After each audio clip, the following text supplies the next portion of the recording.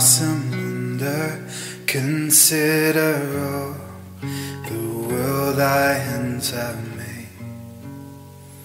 I see the stars, I hear the rolling thunder, thy power throughout the universe display.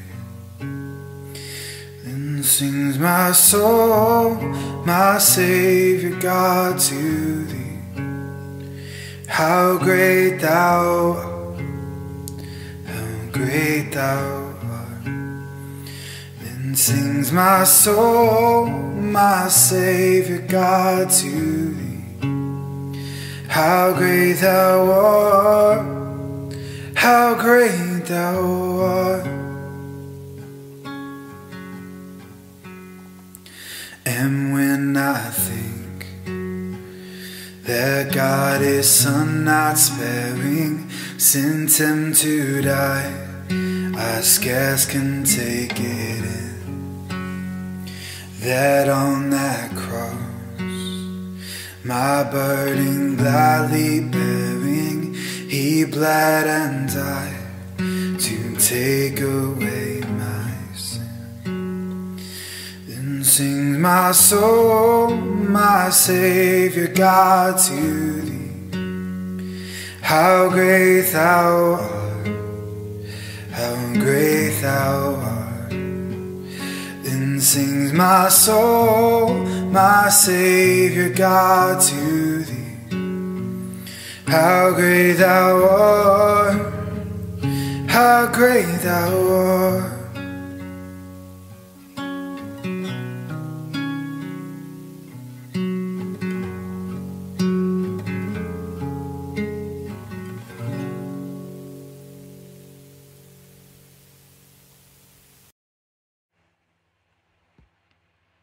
Isang magandang umaga po sa ating lahat. Muli po ang aking pagbati sa lahat ng ating kasama ngayong umagang ito. Nawa po ay pagpalain tayo ng Panginoon sa pag-uumpisa natin sa ating araw. Inaanyayahan ko po kayo sa isang maikling panalangin upang bigyan natin ng papuri at humingi ng gabay ng Panginoon sa araw na ito. Our Father in Heaven, thank you for this day. Salamat po sa bagong pag-asa, sa bagong umaga na inyong ibinigay sa amin. Ikaw nawa po ang magbukas ng aming puso at isipan upang matanggap namin kung ano man ang iyong mensahe sa araw na ito.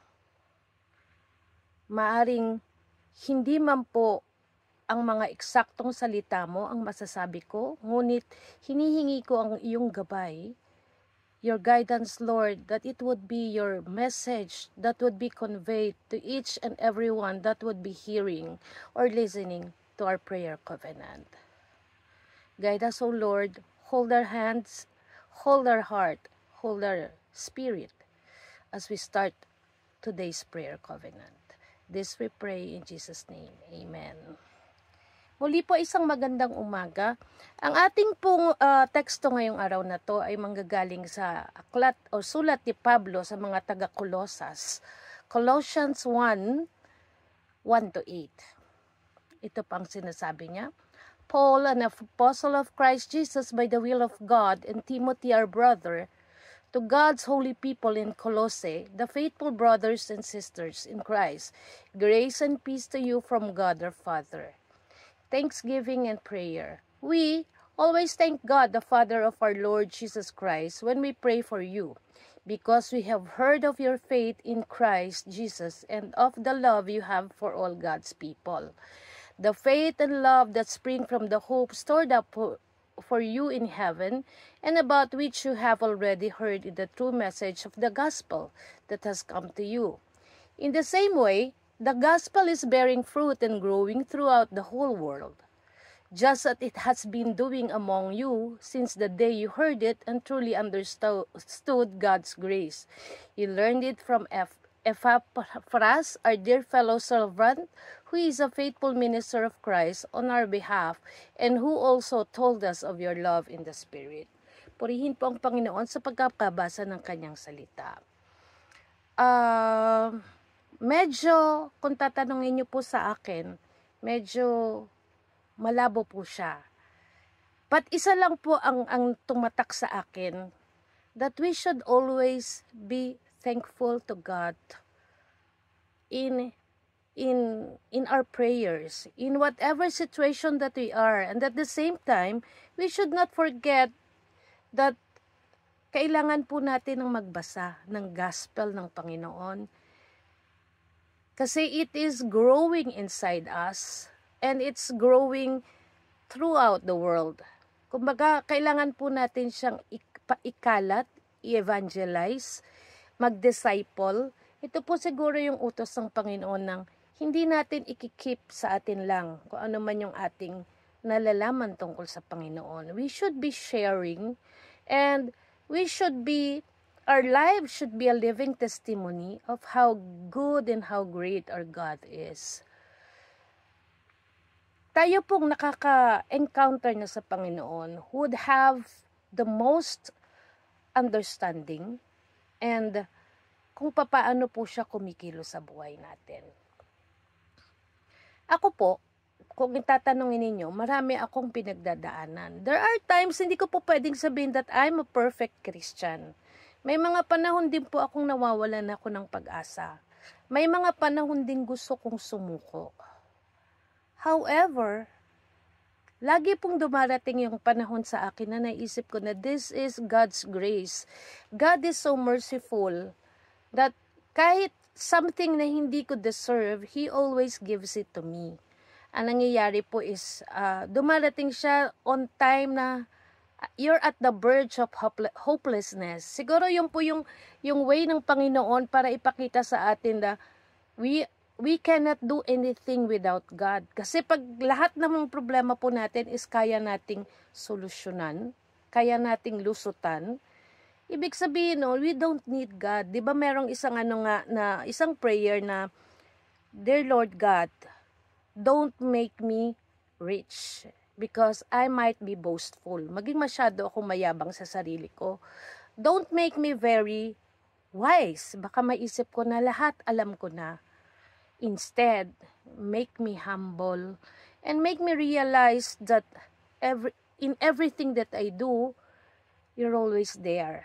And I have to depend on you. Sa totoo lang naman po, malalaman naman natin na if we are a faithful minister or faithful servant of God, hindi niya po tayo pababayaan. Kahit anong maganap, kahit anong pagsubok, kahit anong trouble po yung ating pagdaanan, hindi po natin mararanasan yung nag-iisa tayo. But, yun nga po, hindi ko po masasabi na since lahat tayo may human nature, dadating at dadating sa atin yung panahon na meron tayong takot na mararamdaman. Ako po, simple lang ang takot ko is yung injection lang. Actually, I have started my insulin. Yun lang po, matapang ako sa lahat ng bagay and even my pain tolerance is very high. Pero the thought of having to inject myself with a needle, ang tindi na po ng takot ko doon. Actually, I was praying to God that makayanan ko sana siya na maisip ko na this is nothing. Maliit lang to kumpara doon sa pako na ipinako sa kamay at paa ng Panginoon. But still, andun yung takot. It is our human nature na meron tayong kanya-kanyang struggles, kanya-kanyang bagay na kinatatakutan. And it is something that we could not deny to ourselves. Wala siguro magsasabi na, I am very strong. I do not fear anything. Ako po, at this point in time, I do not fear death. But, yun nga po, I don't fear death. In fact, I'm ready to die anytime. Sabi ko nga is, I know God is with me. And at the same time, I have fully entrusted my family to God. Hindi na ako natatakot na, nung first bout ko sa cancer, yun ang unang kinatatakot ko. What will happen to my family if I die? Anong mangyayari sa kanila? That is my biggest fear at the time. But then, God made me realize that God loves my family more than I love them. So, All they have to do is to entrust everything to God, and everything will be in its proper place. And nakita ko naman po yun. I do not want to boast, or ayoko pong ipagyabang na, although hindi ko naman po masasabing perpekto ang mga anak ko or perpekto ang pamilya ko. Each of us has our own weaknesses, our flaws. Wala namang perpektong tao. Kahit si Gregorio, perpekto nga siguro, is not perfect. But I can see that God is alive in their lives. I can see God is working inside in my children's life also. Nakikita ko rin po kung paano niya pinagpapala ang bawat isa sa kanila. So, gradually, yung fear ko that if I go, hindi ko na alam kung ano mangyayari sa kanila, nawala na po yun. I know that whatever happens to me, God is there. And alam ko na yung salita ng Panginoon ay nananatiling buhay sa kanila. And it's bearing fruits to their lives. Hindi lang po sa kanilang buhay, kundi sa buhay ng mga taong connected sa kanila. Their own family. I have children that already has children also. May mga apo na ako. So, isa na lang po ang hinihingi ko. At patuloy kong ipinagdarasal ngayon that my children's family also be founded or magkaroon sila ng pundasyon that they live in the gospel, na matuto silang manatili sa Panginoon, na nananatiling they are willing to serve and be part of the Christian community.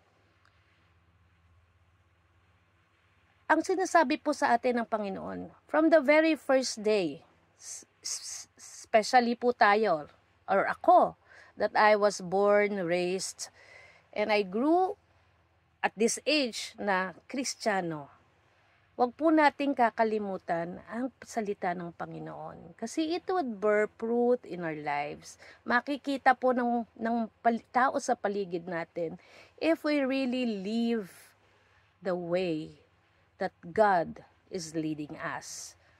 Ang gospel po is something that would guide us on what is pleasing in the eyes of the Lord. So definitely, there will also be times that we will be disappointing God. But as God is merciful, alam ko po na alam niya ang ating kahinaan, at every time na magsisisi tayo and we will repent, He's more than willing. He's always ready to welcome us back to His fold. In fact, tayo nga pag nagkakasala tayo at kinakalabit tayo ng Panginoon, isa lang po niyang way yun to lead us back dun sa kanyang path that He designed for each one of us. Ang isa ko pong tanong na gustong sabihin sa inyo, ano po ba ang mga ipinagpapasalamat ninyo sa buhay ninyo?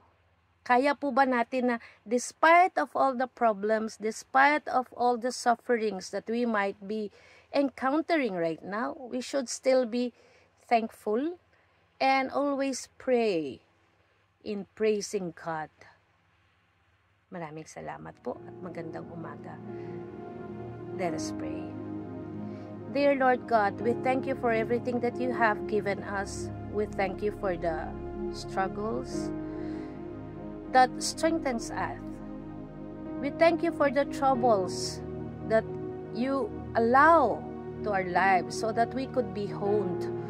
We could be molded just like a diamond na pinakikinang po kami. Lagi po namin kailangang ipagpasalamat sa iyo kung ano man ang nangyayari sa buhay namin, because alam namin that you know what is the biggest plan, what is the best plan for each one of us. Hindi po ang aming kalooban ang masunod, but what is your plan? Give us a trusting heart so that we will be able to fully entrust our lives to you. This we pray in Jesus' name.